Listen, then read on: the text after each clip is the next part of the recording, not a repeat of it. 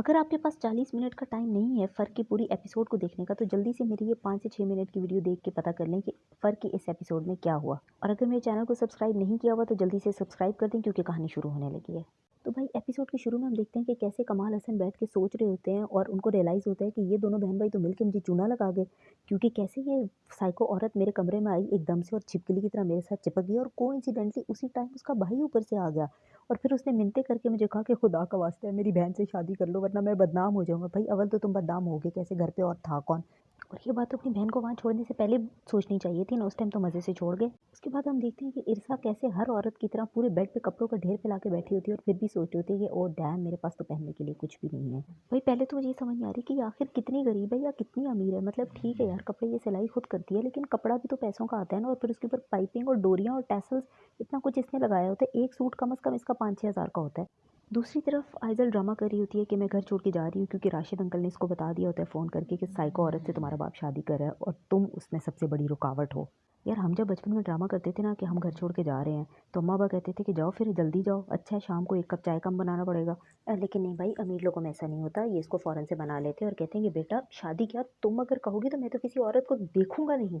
यार इधर इर्सा अपनी अम्मा का एक पुराना बेशकीमती जोड़ा पहन के शादी में चली जाती है जहाँ की उसकी फ्रेंड उसको दोबारा अपने भाई से मिलाती है और यहाँ पे इनकी थोड़ी आई लव यू वाली बातें होती हैं, लेकिन खैर क्योंकि हमें पता है कि इनकी आपस में शादी नहीं होनी इसलिए हम इस सीन को स्किप कर देते हैं। Moving on to important things, जब वो घर जाती है तो साहब जी उसके घर आए होते हैं और इस दफ़ा इर्सा सोचती है कि यार अब्बा की तो ये नाटक काम कर नहीं रहा, क्यों ना मैं डायरेक्टली ही साहब जी से पूछता हूँ कि भाई सीन क्या है, करना चाहते हो शादी, नहीं करना चाहते, करोगी भी नहीं करोगी भी, अब्बा का मेरा ड्रामा काम आ रहा है कि नहीं आ रहा। जिस पे वो उसको कोई जवाब दिए बगैर वहाँ से चले जाते हैं, अल्लाह हाफिज़ कह। और फिर इसके अब्बा इसको बातें सुनाते हैं कि एडी तू स्याणी, मैं जब एक ड्रामा डाल रहा हूँ तो मुझे डालने दो, बीच में अपनी टांग अड़ा के ना चवलिया ना मारा करो। खैर कमाल साहब घर जाके पूरे 1 दिन का गौर व फ़िक्र करने के बाद उसके घर फ़ौरन पहुँच जाते हैं और कहते हैं, "शादी करोगी? करना है तो बता दो।"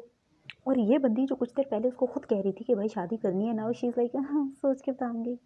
और एज़ एक्सपेक्टेड आइज़ल इज़ लाइक नहीं, नहीं मैं ये कभी भी नहीं होने दूँगी। मैं उसको अपनी माँ के तौर पे कभी तस्लीम नहीं करूँगी अंदाज़। जिस पे कमाल साहब उसको कहते हैं कि ये फ़ैसला मैं कर चुका हूँ और अब मैं तुम्हारी एक नहीं सुनूँगा, बस मैंने उसी से शादी करनी है। हेलो अंकल, थोड़ी देर पहले ही तो आप उसको कह रहे थे कि बेटा तुम्हारी मर्ज़ी और खुशी मेरे लिए सबसे ज़्यादा ज़रूरी है, और आप खूबसूरत लड़की देख के पिघल गए।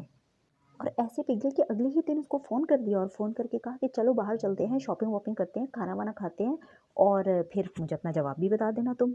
और अगले दिन अपनी बड़ी-सी गाड़ी लेके उसके छोटे से मोहल्ले में चले जाते हैं और उसको पिक करने, जहाँ पे उसका पुराना आशिक भी उसको देख रहा। हाँ, हाँ, हाँ, बेटा पैसे ना हो ना तो यही अंजाम होता है आशिकी का। वीडियो पसंद आई तो इसको लाइक कर दें और चैनल को लाज़मी सब्सक्राइब करना है and stay tuned for more videos. और अगर आप चाहते हैं कि मैं किसी और ड्रामे का भी रिव्यू करूँ तो प्लीज़ कमेंट्स में मुझे बताइए।